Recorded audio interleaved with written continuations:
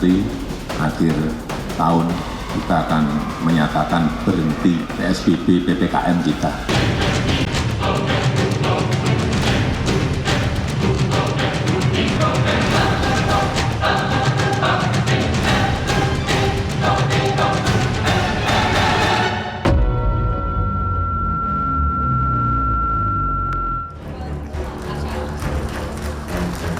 Presiden Joko Widodo menyampaikan rencana untuk mencabut status PPKM yang saat ini masih berlangsung, usai diperpanjang kembali dari tanggal 6 Desember hingga 9 Januari 2023. Hal ini karena angka kasus COVID-19 di tanah air menurun cukup drastis dibandingkan saat gelombang kedua dan ketiga. Saat ini kasus positif hanya berkisar di angka 1.200, berbeda dengan puncak Delta di 15 Juli 2021 yang menyentuh angka 56.757, maupun puncak Omikron sebanyak 64.718 kasus.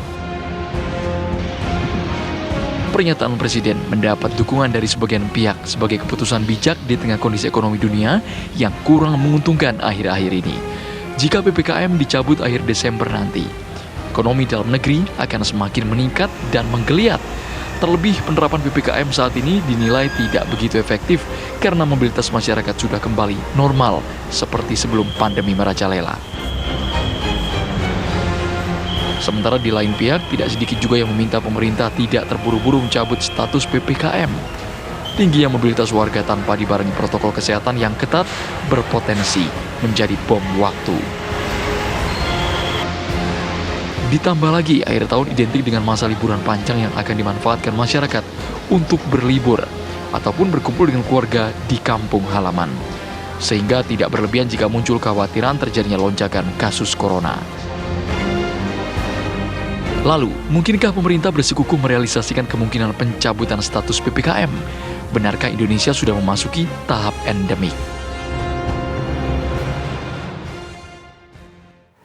Ya pemirsa, itu yang akan saya bahas di Apa Kabar Indonesia malam hari ini. Saya sudah mulai ngecek di sosial media, ternyata sudah mulai banyak cuitan-cuitan masyarakat yang bagus lah kalau PPKM dihapuskan. Justru itu yang diinginkan masyarakat karena harapannya ekonomi ini bisa pulih dan aktivitas masyarakat kembali sebelum pandemi. Tapi sebentar pemirsa, kita lihat dulu apa implikasi akan ditimbulkan jika memang kebijakan ini akan diambil. Bagaimana dengan COVID? Benarkah bahwa COVID memang sudah tidak mematikan? Dan apa implikasinya bagi kebijakan-kebijakan turunan dari PPKM yang dilakukan oleh pemerintah? Misalnya adalah bansos yang Anda dapatkan. Berarti nggak dapat lagi nanti ke depan. Itu yang akan saya bahas di Apa Kabar Indonesia malam hari ini.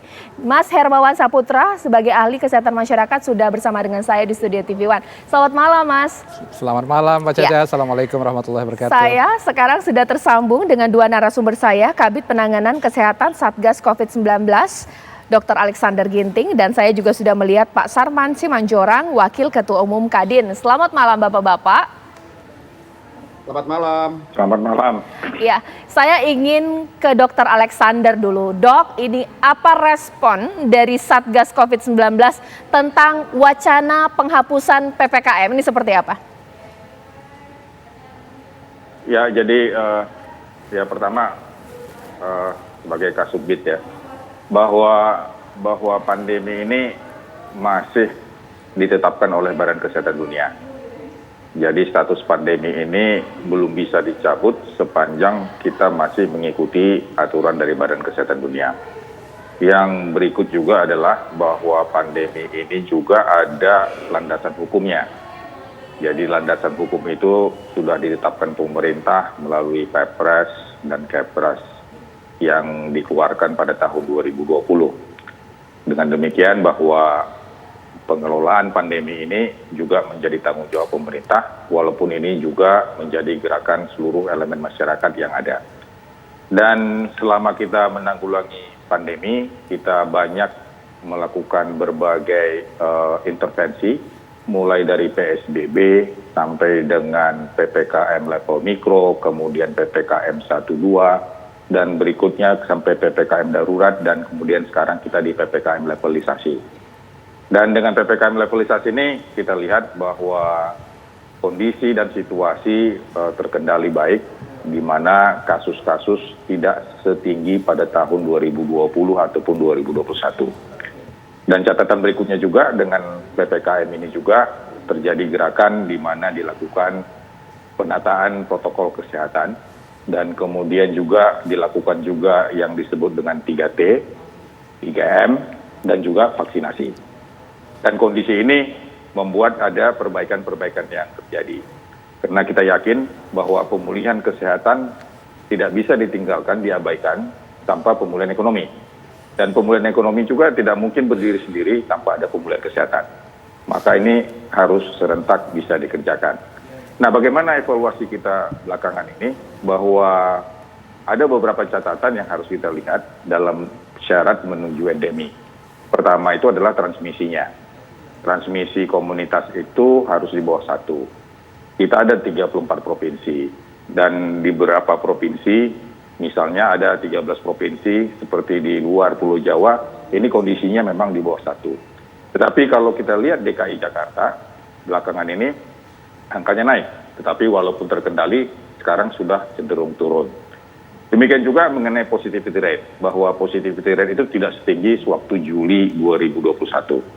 Dan sekarang positivity rate itu lebih kurang di bawah 3% dan ini naik turun. Tergantung dengan variable testing yang akan dikerjakan dan juga jumlah tracing yang dikerjakan. Dan oleh karena itu WHO sudah menetapkan ambang batas itu adalah di bawah 5%. Dan itu memang dicapai oleh pemerintah kalau kita lihat dari positivity rate. Kemudian juga kita lihat juga dari keterisian tempat tidur di rumah sakit. Keterisian tempat tidur di rumah sakit juga sudah ada di bawah 5%. Dan kemudian sempat naik sekitar 5,89 oleh karena ada varian baru, tetapi ini sudah turun kembali dan kemudian bisa dicatat juga tentang angka penginapan di isolasi ataupun juga di ruang rawat lainnya. Jadi tidak setinggi waktu yang terjadi di tahun 2021. Dan yang berikut juga bahwa ada laporan bahwa tentang mortality, yaitu tentang case fatality rate.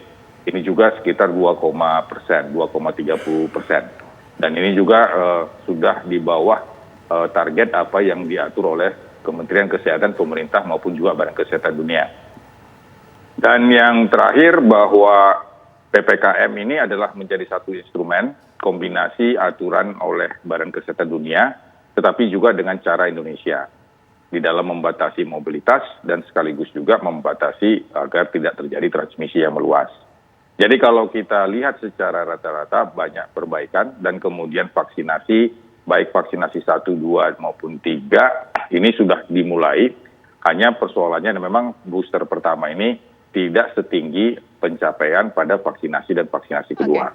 Oleh karena itu, kenapa sekarang kelihatannya klinisnya semakin baik, tidak banyak orang antri di rumah sakit, tidak banyak ada angka kematian, dan kemudian transmisi bisa terkontrol dengan baik. Pertama adalah suksesnya vaksinasi, dan yang kedua penerapan protokol kesehatan, perilaku hidup bebas, bersih, ya. Jadi ini juga sudah menjadi bagian dari kehidupan kita, dan inilah yang perlu digulirkan. Jadi oleh karena itu kita menyambut baik upaya pemerintah dalam rangka supaya kita lepas dari pandemi. Paling tidak kita sudah ditransisi, kemudian menuju endemi, tetapi di samping itu juga kita harus meningkatkan kewaspadaan masyarakat. Jadi masyarakat tetap waspada, tetap punya self-assessment, apakah dia punya kekurangan dalam imunitas atau dia punya penyakit penyerta atau tidak. Oke, iya Dr. Alexander ditahan dulu, ternyata data dan progres tadi kita apresiasi. Sebelum saya ke Mas Hermawan, kita dengar dulu dong suara dari dunia usaha ini seperti apa.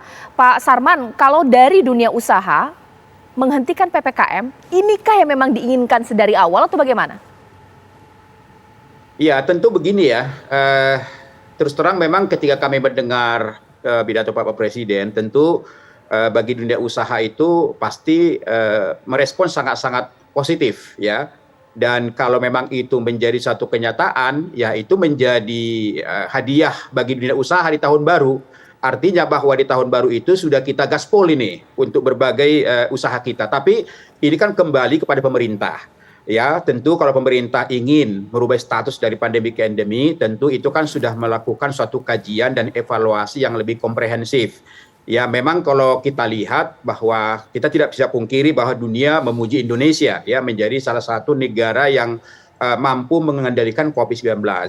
Kemudian juga dari sisi vaksinasi, ya mungkin juga Pak Ginting juga sudah bisa memberikan ke kita data misalnya bahwa vaksinasi kita ini tahap pertama sudah mencapai 86% dari seluruh rakyat Indonesia. Yang kedua juga sudah mencapai 76%. Kemudian juga vaksinasi booster juga sudah mencapai 67 juta orang. Artinya ya ini menjadi data-data mungkin yang menjadi pertimbangan bagi pemerintah. Tapi bagi dunia usaha memang kalau sampai katakanlah status ini dirubah di akhir tahun, akhirnya tahun depan ini dunia usaha kita akan semakin menggeliat, akan semakin produktif. Karena apa? Karena dunia usaha sudah bisa membuat suatu rencana kerja yang full 100%. Terus terang berbagai sektor jasa saat ini ketika membuat program kerja mereka tahun depan itu juga masih mempertimbangkan daripada aturan PPKM. Jadi belum maksimal. Tapi ketika memang ini nanti katakanlah dirubah, nah tentu berbagai program daripada dunia usaha, apakah itu pusat perdagangan, mal, hotel, restoran, aneka jasa, transportasi misalnya itu menurut hemat saya itu akan semakin produktif di tahun depan. Jadi dalam hal ini memang bagi dunia usaha sangat merespon positif ya kalau memang PPKM ini jadi dicabut dan tahun depan kita sudah mengarah kepada pandemi. Itu Mbak Caca. Ya, mungkin sekarang saya ingin ditanggapi dong Mas Hermawan. Sesaat lagi nanti akan ditanggapi dunia usaha merespon positif. Satgas COVID-19 pun dengan data-datanya menganggap hal ini merupakan hal yang positif. Tapi bagaimana mengingat Cina lagi melonjak, India pun waspada, dan apa kabar dengan bantuan PPKM? Kalau PPKM dicabut, bantuan dicabut dong. Sesaat lagi.